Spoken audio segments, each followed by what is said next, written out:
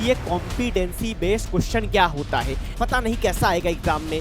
इन सारे डर को खत्म करने की धीरे धीरे हम लोग कोशिश कर रहे हैं। ये पैराग्राफ आपको कॉम्पिटेंसी बेस्ड क्वेश्चन में दिया रहेगा, तो पैराग्राफ या तो आप पढ़ लेना या आप डायरेक्ट क्वेश्चन को भी अटेम्प्ट कर सकते हो कि मेटल का ऑक्सीडेशन स्टेट जब आपने 5, 6, 7 कर दिया, एसर्शन भी करेक्ट है, रीजन भी करेक्ट है और करेक्ट एक्सप्लेनेशन भी। अगले सवाल पे चलिए। 3D सीरीज में अगर आप बात करेंगे तो कॉपर ही एक मात्र एलिमेंट है जो +1 ऑक्सीडेशन स्टेट शो करता है। रुक जाना नहीं तू कहीं हार के, रुक जाना नहीं तू कहीं हार के, कांटों पर चल के मिलेंगे साए बहार के, ओ राही ओ राही ओ राही ओ राही। Hello everyone, this is Bijendra Kumar और केमिस्ट्री एजुकेटर। क्या हाल चाल है, कैसे हैं आप लोग, कैसी है मेरी बीकेटी आर्मी, कैसी है मेरी टुनटुन आर्मी। तो मैं आप लोग के सामने एक बार फिर से आ गया हूं आपके बोर्ड एग्जाम के लिए कुछ बड़ा ही स्पेशल चीज लेकर, जिससे आप थोड़ा घबराए हुए, थोड़ा डरे हुए, थोड़ा टेंशन में कि ये कॉम्पिटेंसी बेस्ड क्वेश्चन क्या होता है। आई नो आपको सब कुछ आता है, आपने सब कुछ इतनी बार पढ़ जो लिया है, आपको माइंड मैप में आपने पढ़ा, आपने विजेता में पढ़ा, ठीक है। आपका उसके बाद एक और 1 शॉट वीडियो दिया गया जिसमें पूरी केमिस्ट्री आपको पढ़ाई गई। इतनी बार आपको सेम चीज को पढ़ाया जा चुका है, आपको चीजें आती है। बट ये छोटा छोटा जो डर है कि कॉम्पिटेंसी बेस्ड क्वेश्चन कैसा आ जाएगा, पता नहीं कैसा आएगा एग्जाम में, इन सारे डर को खत्म करने की धीरे धीरे हम लोग कोशिश कर रहे हैं। तो मैं आपके सामने लेकर आया हूं कॉम्पिटेंसी बेस्ड क्वेश्चन, बहुत ही कम समय में कुछ ऐसे सेलेक्टेड सवाल जिस सवाल के जैसा कुछ एग्जाम में आने का पूरा चांस रहेगा। मैं ये नहीं कहूंगा कि यही सवाल डायरेक्ट आ जाएगा, बट ऐसा ही कुछ आपके एग्जाम में आएगा। तो चलिए शुरू करते हैं। पहला सवाल आपके सामने आ रहा है। यह पैराग्राफ आपको कॉम्पिटेंसी बेस्ड क्वेश्चन में दिया रहेगा, तो पैराग्राफ या तो आप पढ़ लेना या आप डायरेक्ट क्वेश्चन को भी अटेम्प्ट कर सकते हो, ठीक है। तो मैं अभी पैराग्राफ को नहीं पढ़ रहा हूं क्योंकि पैराग्राफ में जो चीजें लिखी गई हैं वो ऑलरेडी आप जानते हैं, आपको पता है। अभी सवाल आप देखेंगे तो आपको पता चल जाएगा, राइट है। तो चलिए, हमारे पास एक सवाल है, सवाल को ध्यान से देखिएगा। सवाल क्या कहता है? Cr+3 is stable in aqueous environment. Cr+3 stable होता है, ये पूछ रहा है। तो अगर आप Cr+3 की बात करेंगे बेटा, तो Cr+3 का जो हमारा इलेक्ट्रॉनिक कॉन्फ़िगरेशन होता है, तो Cr का होता है 4s1 3d5, राइट है। 3 इलेक्ट्रॉन निकालना है, तो एक यहां से, 2 यहां से, 3d3। और हमें क्या पता है, 3d3 को हम बोल सकते हैं T2g half filled, right. T2g में 3 ऑर्बिटल होता है, तीनों में एक एक इलेक्ट्रॉन होगा, तो ये T2g हाफ फिल्ड है। इसीलिए Cr का +3 ऑक्सीडेशन स्टेट स्टेबल होता है। Cr के 2 ऑक्सीडेशन स्टेट स्टेबल होते हैं, एक 3 और दूसरा 6। तो उसी पे आधारित ये सवाल है, Cr+3 is stable in aqueous solution. तो ये आपका ठीक है, Cr+3 is stable in an aqueous solution, तो ये स्टेटमेंट सही है। दूसरा कह रहा है Cr+3 has half fill T2g, ठीक है, हाफ फिल T2g3, बिल्कुल सही बात बोल रहा है। तो मुझे लग रहा है ये देख के कि ये जो स्टेटमेंट है, ये असर्शन भी करेक्ट है, रीजन भी करेक्ट है और रीजन करेक्ट एक्सप्लेनेशन भी है। तो आंसर क्या हो जाएगा? Answer is A, assertion and reason both are correct statement and reason is the correct explanation of assertion, ठीक है। चलिए अगले सवाल पे चलते हैं। तो अगला सवाल है Among the given ion। अब गिवन आयन में यहां पर आप इस पैराग्राफ को पढ़ेंगे तो ये 4 आयन दिया हुआ है आपके पास, ठीक है। इन 4 आयन के बारे में बोल रहा है। तो मैं आपको बोलूंगा कि एग्जाम में एक बार पैराग्राफ पढ़ लेना, ताकि कुछ एक्स्ट्रा इंफॉर्मेशन दिया हो तो आपको पता चल जाए। एक बार सरसरी निगाह से इस पैराग्राफ को पढ़ लेना, ठीक है। तो बोल रहा है कि इन गिवन आयन, सॉरी हाँ, ये पहला सवाल, ये दूसरा सवाल। Among the given ion Mn+3 is the most strong oxidizing agent. तो अगर Mn+3 ऑक्सीडाइजिंग एजेंट है तो ऑक्सीडाइजिंग एजेंट का क्या होता है? रिडक्शन। तो चलिए इसका रिडक्शन करवा देते हैं। तो रिडक्शन में क्या होगा? ऑक्सीडेशन नंबर घटेगा, तो Mn3 से Mn+2 में जाएगा। तो ये क्या, अब हमें देखना पड़ेगा। अगर ये Mn+3 से 2 में जाने के लिए बेचैन होगा, इधर जाके स्टेबिलिटी मिल रही होगी, तो ये ऑक्सीडाइजिंग एजेंट होगा, नहीं तो नहीं होगा।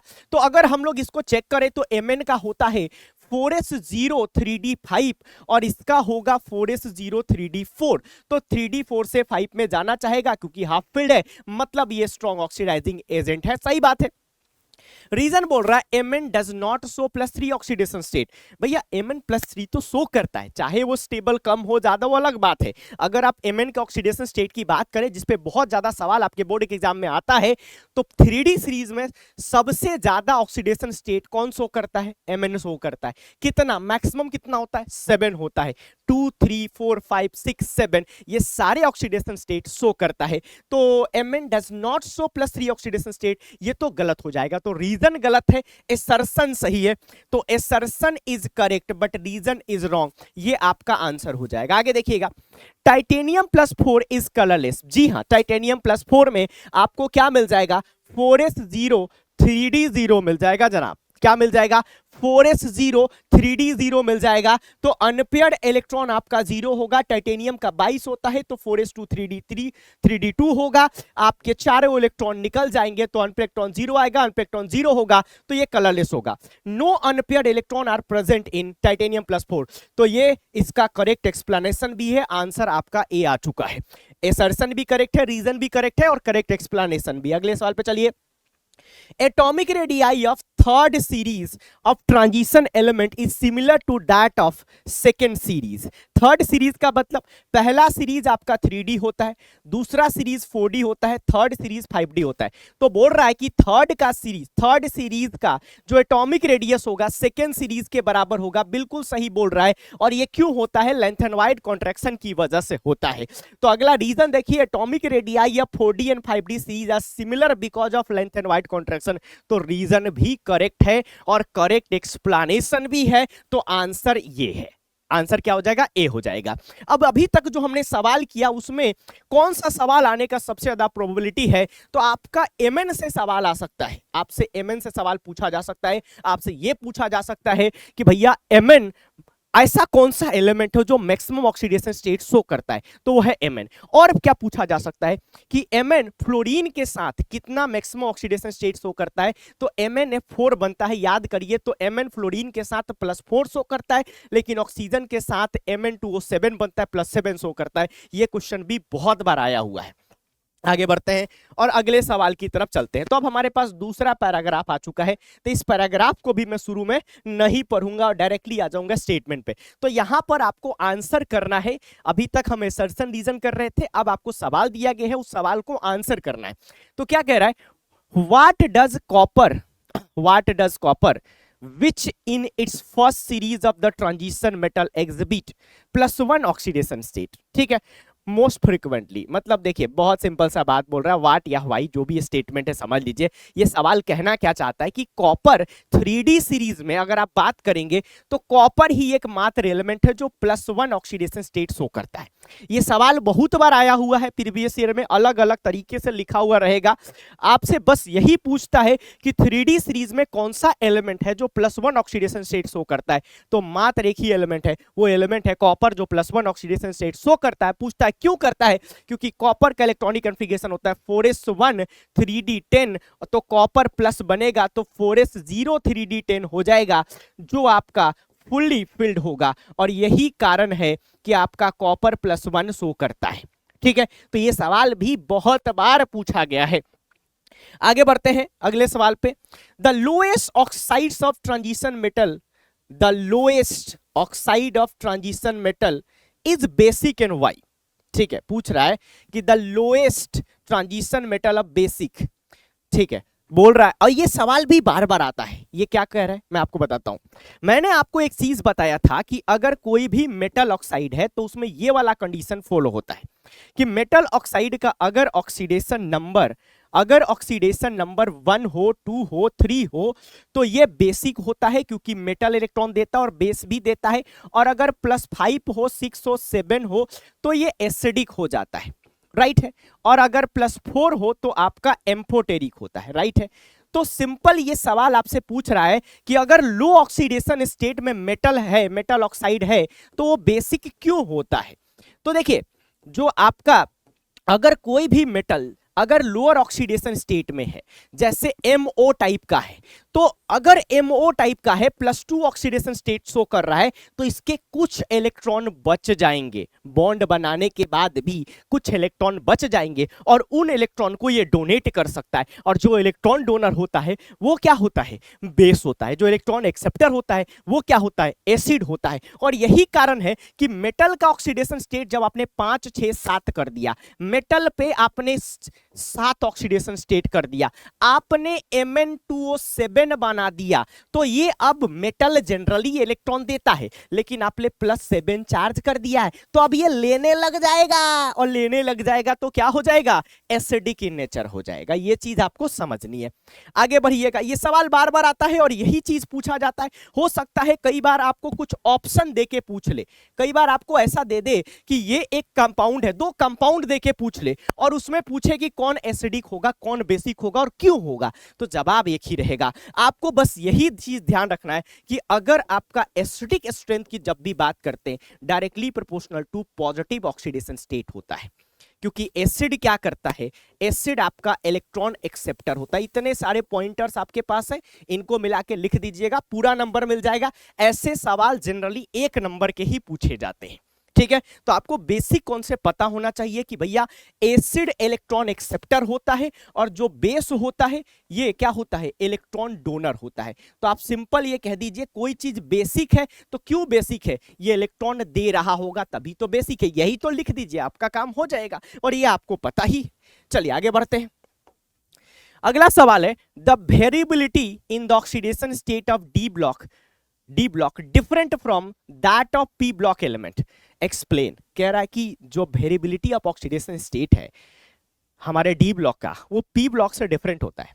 कैसे, चलिए, तो कि पी ब्लॉक के एलिमेंट भी ना मल्टीपल ऑक्सीडेशन स्टेट शो करते हैं, लेकिन डी ब्लॉक वाले भी करते हैं। दोनों में डिफरेंस क्या है, तो डिफरेंस होता है, अगर आपने थोड़ा बहुत इनर्ट पेयर इफेक्ट पढ़ा है तो ये चीज आपको और अच्छे समझ में आएगी।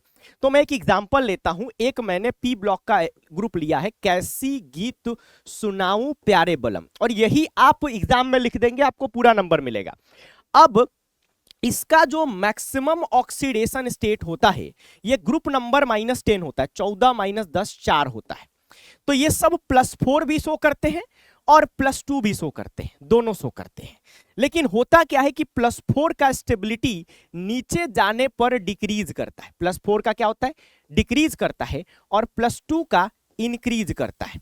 मतलब ये बोल सकते हैं कि ये आपका +4 वाले को यू कैन से HOS है, हाइयर ऑक्सीडेशन स्टेट, ये हाई है ये लो है, तो ये LOS है। तो पी ब्लॉक में क्या होता है, आपके LOS का स्टेबिलिटी इंक्रीज करता है, HOS का डिक्रीज करता है। लेकिन डी ब्लॉक में उल्टा होता है। अगर CrMOW की बात करिएगा तो इसमें ये +6 भी शो करता है, +3 भी शो करता है, तो ये आपका HOS हुआ, ये आपका LOS हुआ। तो यहां पर क्या होगा, HOS का स्टेबिलिटी नीचे जाने पर इंक्रीज करेगा और LOS का डिक्रीज करेगा। और यही कारण है कि Cr+6 कम स्टेबल होता है Cr+3 से, और इसीलिए Cr+6 चला जाता है Cr+3 में, तो यानी कि इसका हो जाता है रिडक्शन और ये ऑक्सीडाइजिंग एजेंट की तरह बिहेव करने लग जाता है। ठीक है, इतनी सारी चीजें आप लिख देंगे और यही दोनों में डिफरेंस है कि पी ब्लॉक में और डी ब्लॉक में उल्टा है। जो पी ब्लॉक में हो रहा है उसका उल्टा हो रहा है डी ब्लॉक में। ये डी ब्लॉक का है, ये पी ब्लॉक का है। दोनों एग्जांपल आपको देके समझा दिया। यहां पर लगता है इनर्ट पेयर इफेक्ट का कॉन्सेप्ट। इसका इलेक्ट्रॉनिक कन्फिगरेशन NH2NP2 होता है। नीचे जाने पर NH2 इलेक्ट्रॉन पार्टिसिपेट करना बंद कर देता है बॉन्डिंग में, इनर्ट हो जाता है और इसी को इनर्ट पेयर इफेक्ट कहते हैं। इसलिए नीचे जाने पर ये जब 2 इलेक्ट्रॉन बॉन्डिंग में पार्टिसिपेट करना स्टॉप कर दिया तो सिर्फ यही 2 इलेक्ट्रॉन पार्टिसिपेट करेगा, इसलिए नीचे वाले सब +2 शो करते हैं। नीचे वाले +2 शो करेंगे, ऊपर वाले +4 शो करेंगे। नीचे वाले +2, ऊपर वाले +2, नीचे सॉरी ऊपर वाले +4, नीचे वाले +2। नीचे वाले +2 में ज्यादा स्टेबल होंगे। आपका Pb +2 में ज्यादा स्टेबल होता है Pb +4 से, राइट है। Pb +2 is more stable then Pb +4, right. लेकिन यहां पर आपका उल्टा हो जाता है, यहां पर जस्ट उल्टा उसका उल्टा होता है। आपका +3 का स्टेबिलिटी नीचे जाने पर डिक्रीज करता है। मतलब जो नीचे वाला है वो +6 में ज्यादा स्टेबल होगा विद रिस्पेक्ट टू +3। ये पूरा हम लोग देख चुके हैं। अगर आपसे ऑर्डर पूछ दे Cr+6 MO+6 W+6 का, तो सबसे ज्यादा स्टेबल कौन होगा? W+6 ज्यादा स्टेबल होगा, देन MO+6, देन Cr+6। और +3 में पूछे तो +3 में सबसे ज्यादा स्टेबल कौन होगा? Cr+3। ठीक है, इसलिए Cr+3 is more stable then Cr+6। Correct है। इसको थोड़ा डिटेल में एक्सप्लेन कर दिया, ठीक है, ताकि आप अच्छे से लिख के आए। चलिए आगे बढ़ते हैं। Cerium+3 is easily oxidise to Cerium+4। तो ये सवाल देखिए, Cerium+3, ये सीबीएसई 2024 में आया हुआ सवाल है। Cerium+3 is easily oxidise to Cerium+4। क्यों होता है? क्योंकि अगर आप सीरियम का इलेक्ट्रॉनिक कॉन्फ़िगरेशन लिखिएगा तो ये लैंथेनोइड है, लैंथेनोइड में बीकेटी लगाइएगा तो क्या होता है? 6s2 आता है। और फर्स्ट, लास्ट और गधा प्रसाद में डी में 1 इलेक्ट्रॉन होता है, तो इसमें डी में 5d1 होगा और 4f1 होता है। क्योंकि लैंथेनोइड का ट्रिक है कि 2 और 8 नहीं होता है, 1 तो होता है, तो इसके पास 4 इलेक्ट्रॉन है।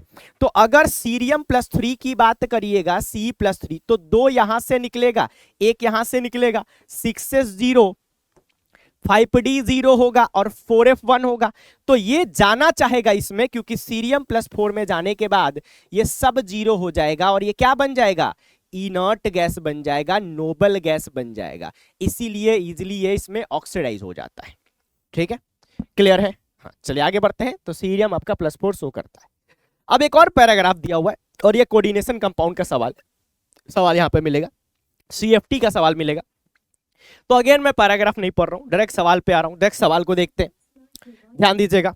डायरेक्ट सवाल को देखते हैं, डायरेक्ट सवाल को देखते हैं। देखिएगा, ये सवाल है, इसमें क्या बोल रहा है?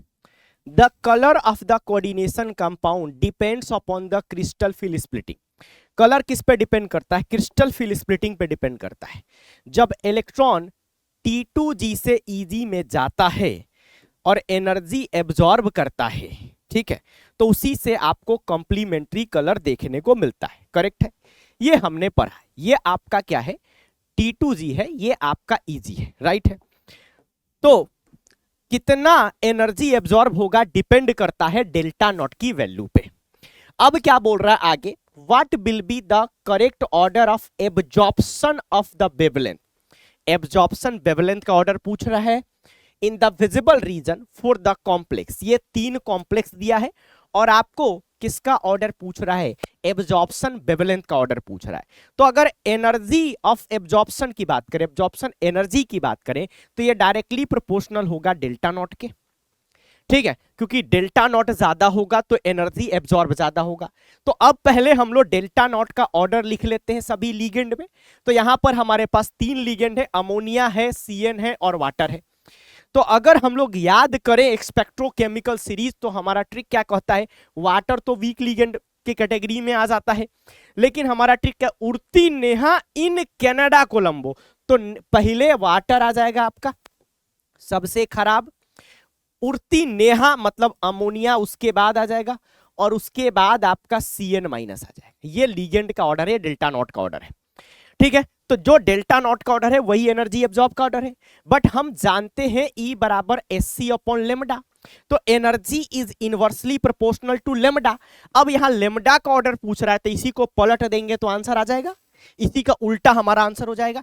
तो सबसे ज्यादा वाटर का होगा, देन अमोनिया का, देन CN- का। देख लीजिए कौन सा ऑप्शन है सबसे ज्यादा वाटर वाला, एक ही ऑप्शन है, आंसर C आपका आ जाएगा। ठीक है, क्लियर है? वाटर का डेल्टा नॉट सबसे कम होगा तो एनर्जी एब्जॉर्ब सबसे कम होगा, तो वेवलेंथ ऑफ लाइट एब्जॉर्ब सबसे ज्यादा होगा, क्योंकि इसमें इनवर्स रिलेशन है। आगे बढ़ते हैं, अगले सवाल की तरफ चलते हैं। CFAC फॉर ऑक्टाहेड्रल दिया हुआ है 18। ये तो सवाल मैं आपको क्लास में करा चुका हूं, इसके पहले वाला सवाल भी आपको मैंने मल्टीपल टाइम्स क्लास में कराया। विजेता में ये सवाल करा चुका हूं, ये भी सवाल मैं आपको करा चुका हूं परिश्रम बैच में, परिश्रम 2.0 में, हर जगह आपको ये सवाल दिख चुका है। सवाल क्या है कि आपको CFAC दिया हुआ है, ठीक है, किसका? ऑक्टाहेड्रल का और टेट्राहेड्रल का पूछ रहा है। तो हम लोग एक रिलेशन जानते हैं, हम लोग क्या जानते हैं? Delta not is greater than delta T. तो डेल्टा टी बराबर क्या होता है? 4/9 डेल्टा नॉट। कई बार बच्चों को कंफ्यूजन हो जाता है कि यहां डेल्टा नॉट लिखे कि यहां डेल्टा नॉट लिखे, तो आप इसको पहले समझिए कि डेल्टा नॉट बड़ा होता है डेल्टा टी से, तो डेल्टा टी बराबर 4/9 डेल्टा नॉट ही होगा। थोड़ा सा मैथमेटिक्स लगाएंगे समझ में आ जाएगा। तो चलिए अब आंसर निकालते हैं। तो हमें डेल्टा टी निकालना है basically 4/9 delta not given here is 18,000, right है। 2 से कट जाएगा, 2,000 आ जाएगा, गुना कर दीजिएगा, 8,000 आपका राइट आंसर हो जाएगा। ठीक है, तो ये एनसीईआरटी एग्जाम्पलर का सवाल है। आई थिंक ये सवाल आपके एनसीईआरटी एग्जाम्पलर में भी है। आगे बढ़ते हैं। अब पूछ रहा है, अ चिलेटिंग एजेंट और chelating ligand has 2 or more donor atom to bind the single metal ion. Which of the following is not a chelating agent? तो चिलेटिंग एजेंट या चिलेटिंग लिगेंड की कंडीशन क्या है कि मिनिमम डेंसिटी 2 होनी चाहिए। ठीक है, मिनिमम 2 होनी चाहिए। तो यहां पर देखिएगा, तो ये आपका ऑक्सलेटो है, डेंसिटी 2 होता है। ग्लाइसिनेटो का भी 2 होता है, इथेन 1,2 डाइएमीन का भी 2 होता है। ये आपका आंसर ए हो जाएगा, इसका डेंसिटी 1 होता है। थायोसल्फेटो का डेंसिटी 1 होता है, राइट है। ये सारे लिगेंड आपको पता है, ये दोनों सिमेट्रिकल बाइडेंटेड है, ये एसिमेट्रिकल बाइडेंटेड लिगेंड है। आगे बढ़ते हैं। अब यहां पर एक और पैराग्राफ दिया हुआ है, इस पैराग्राफ को देखिए। और पैराग्राफ को मैं नहीं देख रहा हूं, मैं डायरेक्ट सवाल पे आता हूं। ठीक है, क्योंकि मुझे आप पे भी पूरा भरोसा है कि पैराग्राफ पढ़ के जो भी इंफॉर्मेशन दिया होगा मोस्टली आपको आता होगा। बट मैं आपको सजेशन दूंगा कि एग्जाम में एक बार आप पैराग्राफ को जरूर पढ़िएगा, पैराग्राफ को छोड़िएगा नहीं। एक बार जरूर आपको एग्जाम में पैराग्राफ पढ़ना है, ज्यादा समय नहीं देना है। एक बार पढ़ के क्वेश्चन पे आ जाना है, और फिर से लगे कि क्वेश्चन में कुछ ऐसा इंफॉर्मेशन है जो पैराग्राफ में मिल सकता है तो फिर से पढ़ेंगे, और ऐसा ही बन जाएगा तो दोबारा पढ़ के समय बर्बाद नहीं करेंगे। और आपको इतने सवाल देख के लग गया होगा कि कॉम्पिटेंसी बेस्ड क्वेश्चन कोई बहुत बड़ी चीज नहीं है, ये नॉर्मल सवाल है जो नॉर्मली पहले आते थे वही सवाल है। ज्यादातर आपको क्या कर सकता है कि कहानी बना देगा कि शैलेंद्र एंड विजेंद्र, ठीक है, शैलेंद्र एंड विजेंद्र गए लैब में, शैलेंद्र लेके आए MnO2, विजेंद्र लेके आए O2, दोनों ने KOH के प्रेजेंस में इनका रिएक्शन कराया तो एक कंपाउंड बना, उसका नाम बताओ। तो MnO2 प्लस O2 KOH के प्रेजेंस में बेसिक मीडियम में क्या बनता है, मैग्नेट आयन बनता है। और मैग्नेट आयन को सौर्या मैम लेके चली गई एसिडिक मीडियम में, तो डिस्प्रोपोर्शनेशन रिएक्शन हो गया, तो पर मैग्नेट बन गया। तो ऐसा सवाल दे सकता है, तो उससे आप घबरा जाएंगे क्या? बिल्कुल नहीं घबराएंगे, क्योंकि आप लोग बीकेटी आर्मी के सदस्य हैं और मुझे पूरा भरोसा है कि बीकेटी आर्मी एग्जाम में गर्दा उड़ाएगा। ठीक है, चलिए आगे बढ़ते हैं। ये सवाल देखिएगा, कह रहा है in the diamagnetic coordination complex, बोल दिया कि डायामैग्नेटिक होगा, the cobalt ion is in the +3 oxidation state. तो आपको चेक करना है क्या ये डायामैग्नेटिक है। तो पहले ऑक्सीडेशन स्टेट चेक करना है। तो NH3 आपका न्यूट्रल लिगेंड है, तो कोबाल्ट पे +3 चार्ज आ जाएगा। तो कोबाल्ट +3 का पहले आप एक बार इलेक्ट्रॉनिक कॉन्फ़िगरेशन निकालिए। कोबाल्ट का 27 होता है, तो 4s2 3d7 होगा। आपका 3 इलेक्ट्रॉन निकालना। मैं आपको बताता हूं, आप बोर्ड का एग्जाम दे रहे हैं, जब भी आपको ऐसा सवाल दे आप स्टेप बाय स्टेप निकाल के दिखाइए। पहले कोबाल्ट लिखिए, फिर कोबाल्ट +3 का निकाल के दिखाइए, तो 4s0 3d6 आ जाएगा, राइट है।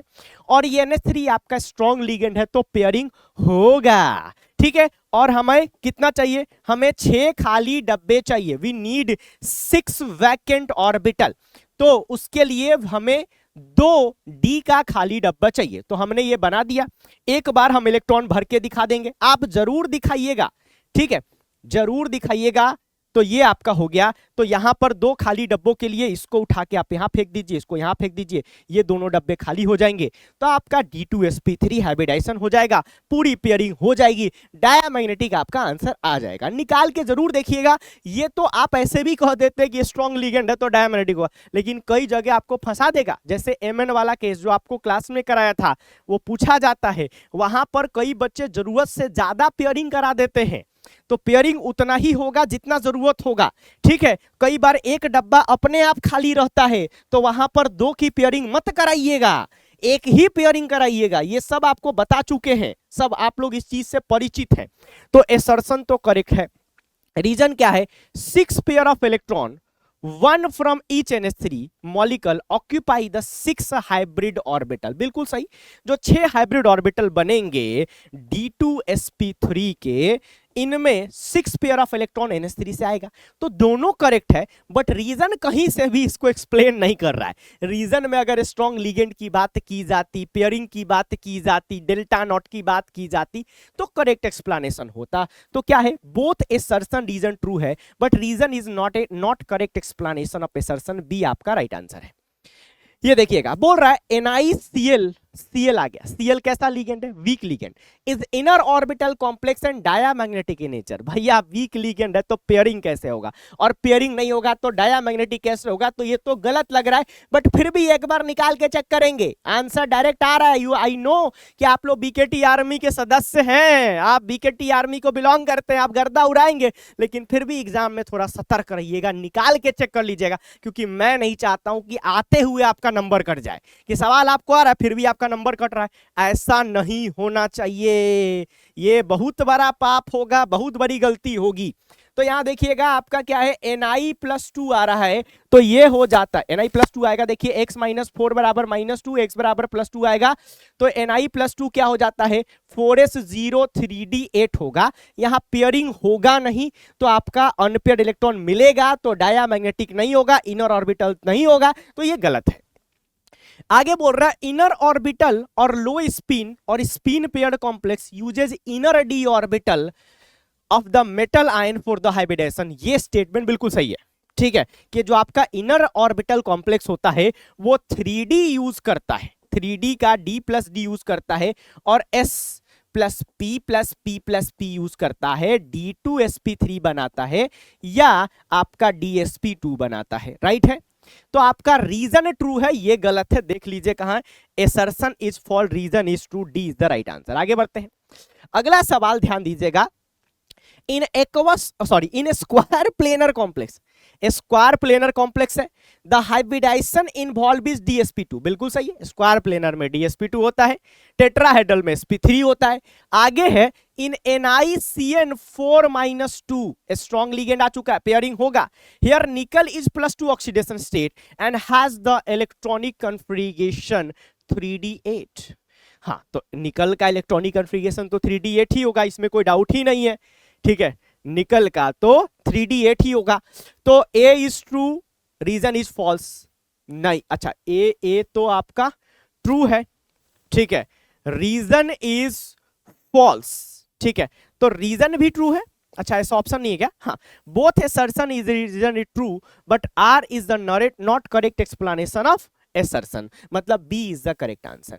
इसका इलेक्ट्रॉनिक कॉन्फ़िगरेशन 3d8 होगा। अब थोड़ा सा आप यहाँ पे कंफ्यूज हो सकते हैं कि सर क्या पूरा इलेक्ट्रॉनिक, मतलब ये पेयरिंग होगा ना, तो क्या पेयरिंग कराने के बाद इलेक्ट्रॉनिक कॉन्फ़िगरेशन लिखेंगे? ऐसा नहीं करेगा ये आपके साथ, ठीक है, ये डायरेक्ट कह रहा है कि भैया Ni+2 है तो उसका इलेक्ट्रॉनिक कॉन्फ़िगरेशन बता दीजिए, क्योंकि अगर आप ऐसा सोच रहे हैं तो फिर इलेक्ट्रॉनिक कॉन्फ़िगरेशन से उस पर कुछ फर्क भी नहीं पड़ेगा, ठीक है। तो आपसे सिंपल सवाल पूछ रहा है, कॉम्प्लेक्स देकर सिर्फ आपसे हाइब्रिडाइजेशन निकलवा रहा है और इलेक्ट्रॉनिक कॉन्फ़िगरेशन पूछ रहा है और कुछ नहीं कर रहा है, और इन दोनों के एक्सप्लेनेशन में कोई लेना देना नहीं है। एक्सप्लेनेशन में रीजन लेना देना रहता तो ये बोलता कि स्ट्रॉन्ग फील्ड लिगेंड है, पेयरिंग करवाएगा। आगे बढ़ते हैं, द पैरामैग्नेटिक ऑक्टाहेड्रल कॉम्प्लेक्स, बोल रही है पैरामैग्नेटिक है, ऑक्टाहेड्रल कॉम्प्लेक्स है, uses outer 4d in the hybridization sp3d2। तो ये F- आपका यहाँ पे लिगेंड है, वीक फील्ड लिगेंड है, कोबाल्ट +3 आएगा, यानी 4s0 3d6 आएगा। यहाँ पेयरिंग नहीं होगा क्योंकि F- है, पेयरिंग नहीं होगा बेटा, तो ये अनपेयर्ड इलेक्ट्रॉन आपको यहाँ मिलेगा, पैरामैग्नेटिक होगा, sp3d2 होगा, और sp3d2 होगा, आउटर ऑर्बिटल कॉम्प्लेक्स होगा, तो 4d यूज होगा, ये पता है। It is paramagnetic in nature, सही है, ये पैरामैग्नेटिक होगा, ठीक है, दोनों तो लगभग एक ही जैसा स्टेटमेंट लग रहा है। तो असर्शन भी ट्रू है, रीजन भी ट्रू है, बट करेक्ट एक्सप्लेनेशन नहीं है। तो इस माध्यम से थोड़ा आपको असर्शन रीजन के भी सवाल मिल गए, राइट है। चलिए आगे बढ़ते हैं। अब एक और पैराग्राफ दिया हुआ है, अगेन मैं पैराग्राफ को नहीं पढ़ रहा हूं, डायरेक्ट सवाल पे आता हूं। What is the isomerism absorb in this complex compound? तो यहां पर कोऑर्डिनेशन नंबर आपका 6 आ रहा है बेटा, तो कोऑर्डिनेशन नंबर 6 में आप टाइप देखिए, MA4B2 है, यानी 2 लड़की आ गई है, तो जब भी दो लड़की आती है क्या होता है, ज्योमेट्रिकल आइसोमर शो करता है। तो ज्योमेट्रिकल आइसोमर शो करेगा, कैसे करेगा, एक बार Cl को अपोजिट में रख दीजिए तो ट्रांस हो जाएगा, और H2O को ऐसे दिखा दीजिए, ठीक है, ऐसे आप H2O को दिखा दीजिए, ठीक है, ऐसे आप H2O को दिखा दीजिए, और एक बार इनको बगल में रख दीजिए, Cl को बगल में रख के सिस बना दीजिए, ठीक है। तो ये आपका सिस हो जाएगा, ठीक है, और ये आपका सिस हो गया, और ये आपका ट्रांस हो जाएगा। जब Cl अपोजिट में तो ट्रांस, बगल में तो सिस ट्रांस बना के दिखा दीजिएगा, बना के जरूर दिखाइएगा, ऐसे मत छोड़िएगा कि सिर्फ ज्योमेट्रिकल आइसोमर होगा। ये मत लिख दीजिएगा कि दो लड़की आ गई है, ठीक है, ये मत लिखिएगा, ये मैं आपको याद रखने के लिए बताया हूं, नहीं तो गड़बड़ हो जाएगा, मास्टर कहीं गुस्सा आ जाएगा, जो कॉपी चेक करने वाला तो नंबर बहुत भयानक काट देगा। तो लड़की उड़की मत लिख के आइएगा पेपर में, ठीक है। हाँ, आप एक और चीज यहां पर लिख सकते हैं कि यहाँ कोऑर्डिनेशन नंबर 6 है, तो ऑक्टाहेड्रल कॉम्प्लेक्स है, और वहां पर सिस ट्रांस बना के दिखा दीजिएगा, आपका काम हो जाएगा। आगे बढ़ते हैं। अगला बोल रहा है what kind of isomerism exist between this and this. तो देखिए क्या डिफरेंट है, अंदर में 6 वाटर है, अंदर में 5 वाटर है, बाहर में 1 वाटर। अंदर बाहर में क्या डिफरेंट है, वाटर डिफरेंट है। तो अंदर बाहर में जो डिफरेंट होता है वही तो आइसोमरिज्म होता है। मैंने आपको बताया कि नाम को पकड़िए, नाम को पकड़िए, नाम को पकड़िए, जो नाम है वही डिफरेंट होगा। तो यहां पर क्या डिफरेंट है, वाटर डिफरेंट है। तो एक ऐसा आइसोमर होगा हाइड्रेट आइसोमर और सॉल्वेट आइसोमर, पता है आपको, गर्दा उड़ा रहे हैं आप। आगे बढ़िए। Define linkage isomer. Linkage isomer क्या होता है, बहुत सिंपल है। लिंकेज आइसोमर वहां पाया जाता है जहां लिंकेज डिफरेंट होता है, एक बार इधर से तो एक बार इधर से। मतलब जरूरत पड़ती है एम्बीडेंटेड लिगेंड की। किसकी जरूरत पड़ती है, एम्बीडेंटेड लिगेंड की, राइट है, एम्बीडेंटेड लिगेंड की जरूरत पड़ती है। और एम्बीडेंटेड लिगेंड कौन कौन से हैं, NO2 माइनस है, SCN माइनस है, CN माइनस है, राइट। तो जब भी ऐसा आएगा, जैसे एक बार नाइट्रोजन से देगा, एक बार ऑक्सीजन से देगा, तो आपका क्या बन जाएगा, लिंकेज आइसोमरिज्म बन जाएगा। लिंकेज आइसोमरिज्म का सवाल एग्जाम में आता है, ठीक है। आगे बढ़िएगा। What type of isomerism is observe in the palladium complex of the type. एक आपका ये कॉम्प्लेक्स दिया हुआ है, एक ये दिया हुआ। दो देखिए, दोनों में क्या डिफरेंट है, SCN है, यहां सल्फर से दे रहा है, यहां नाइट्रोजन से दे रहा है। तो लिंकेज डिफरेंट है। एक ऐसी नागिन है जो एक बार इधर से डस रही है, एक बार इधर से डस रही है। सर आज भी जॉली मूड में, जॉली मूड में रह के एग्जाम दीजिएगा तो एग्जाम अच्छा जाएगा। ज्यादा लोड ले लीजिएगा, प्रेशर ले लीजिएगा तो प्रेशर में आप गलती करेंगे, ठीक है। इजी सवाल भी आपको टफ लगेगा, तो मैं आपको सजेशन दूंगा कि आप लोग प्रेशर मत लीजिएगा। जी हाँ, प्रेशर मत लीजिएगा, जॉली मूड में रहिएगा, ठीक है। क्वेश्चन को अच्छे से पढ़िएगा, आंसर लिख के आइएगा, गर्दा उड़ा के आइएगा, ठीक है। जॉली मूड में मैं भी जब रहता हूं ना तो अच्छा पढ़ाता हूं, ज्यादा सीरियस हो जाता हूं ना तो अच्छा नहीं पढ़ा पाता हूं। तो जॉली मूड में रह के एग्जाम देके जाइए, लाइट मूड में रहिए, एकदम गर्दा उड़ा के आइए। तो यहाँ पे लिंकेज डिफरेंस है, तो क्या कौन सा आइसोमरिज्म हो जाएगा, लिंकेज आइसोमरिज्म हो जाएगा, जो अभी थोड़ी देर पहले हम लोग देखे हैं। आगे बढ़ते हैं। Y is paramagnetic but this is diamagnetic. Very important question, बहुत इंपॉर्टेंट क्वेश्चन है, ध्यान दीजिएगा। तो ये तो बहुत ही इंपॉर्टेंट क्वेश्चन है, फेवरेट क्वेश्चन है मेरा। यहां पर देखिएगा तो Cl माइनस लिगेंड है, यहां पर आपका CO है, कार्बोनिल है। यहां पर आप निकालिएगा तो Na+2 आता है, और यहां पर Na0 आता है। ये हो जाएगा 4s0 3d8, और ये होगा 4s2 3d8, करेक्ट है।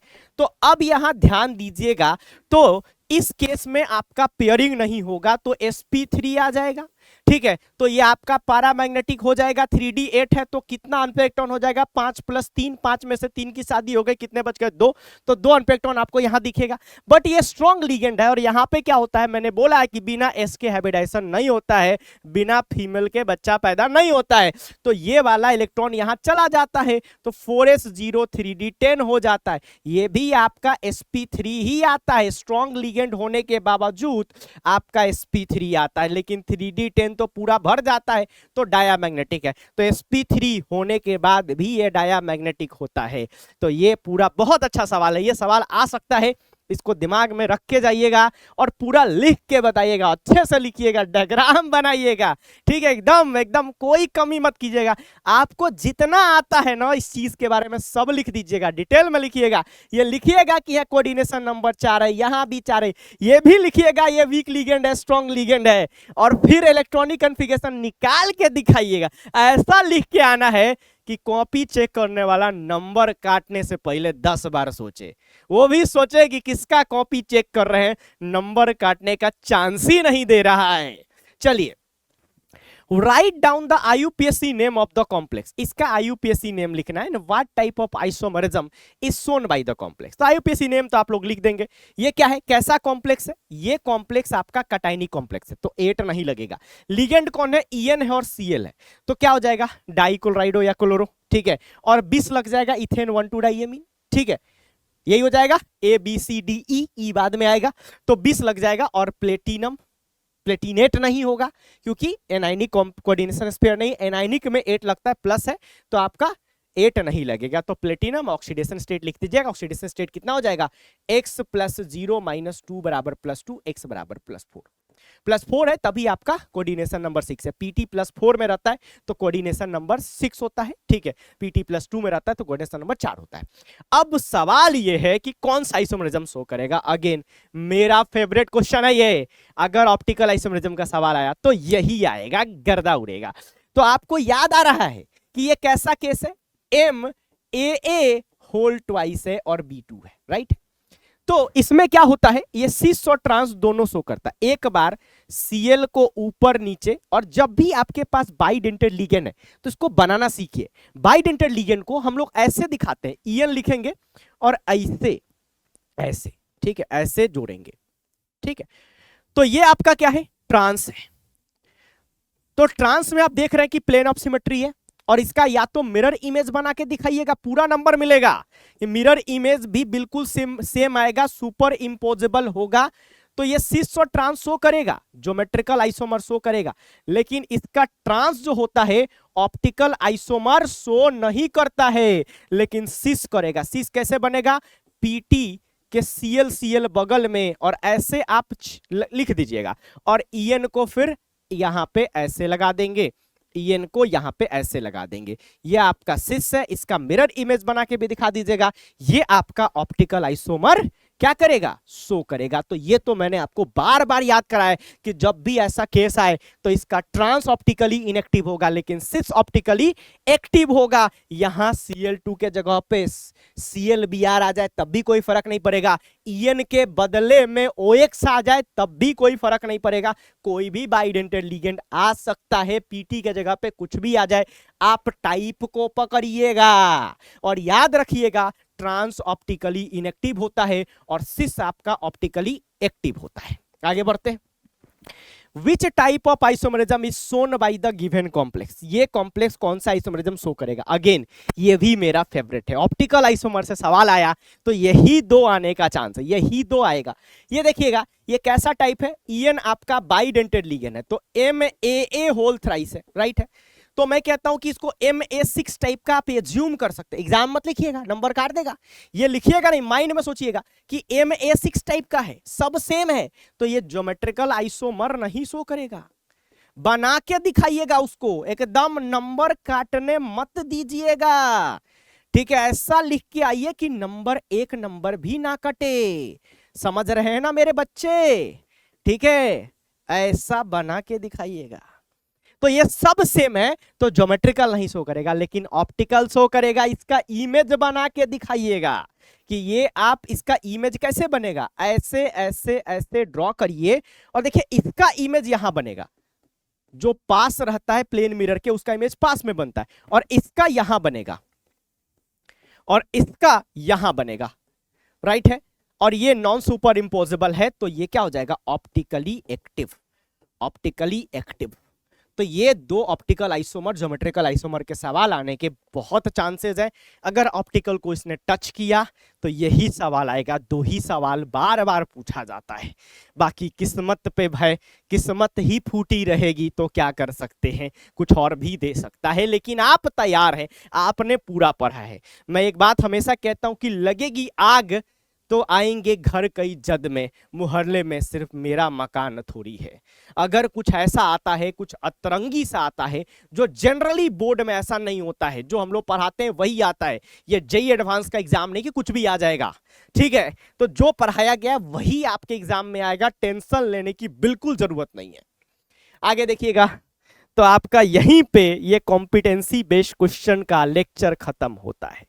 होमवर्क क्या है, इस लेक्चर को बार बार देखिए, इन सभी सवालों को अच्छे से बनाइए, और किसी भी टॉपिक में कोई भी कंफ्यूजन है तो आपको जो कंप्लीट केमिस्ट्री का वीडियो दिया गया है, कंप्लीट इनऑर्गेनिक का वीडियो दिया गया है, आपको विजेता में पढ़ाया गया है, आपको माइंड मैप में भी पढ़ाया गया है, आप कहीं से जिस टॉपिक में दिक्कत है उस पार्ट को बस देखिए और पॉजिटिव थिंकिंग के साथ एग्जाम में जाइए। आप पूरी तरह से तैयार हैं, कहीं भी कमी नहीं है, आप गर्दा उड़ाने वाले हैं, मुझे पूरा भरोसा है। तू फोड़ेगा, मैं तेरे से बात कर रहा हूं, बस तू पढ़ाई करते रह, तू पढ़ाई करते रह, ठीक है। मैं हमेशा कह रहा हूं, तेरी लड़ाई खुद से है, तेरी लड़ाई खुद से है, तू खुद से लड़, तू पढ़ाई कर, तू खुद से लड़, तू पढ़ाई कर, ठीक है। और एग्जाम में जाके अच्छे से लिख के भी आना, इतना पढ़े हो, विश्वास है तुम लिख के आओगे, ठीक है। तो अभी इसी बेस्ट विशेष के साथ, ठीक है, मैं इस लेक्चर को यही समाप्त करता हूं। Bye bye, love you BKT army, love you Tuntun army, दिल से लव यू, दिल से love you. I am getting more emotional day by day, जैसे जैसे आपका एग्जाम पास आ रहा है, ठीक है। और मुझे पूरा भरोसा है कि आप सब लोग मुझे एग्जाम के बाद अच्छी न्यूज सुनाएंगे और मेरा दिल गदगद करेंगे। Bye bye.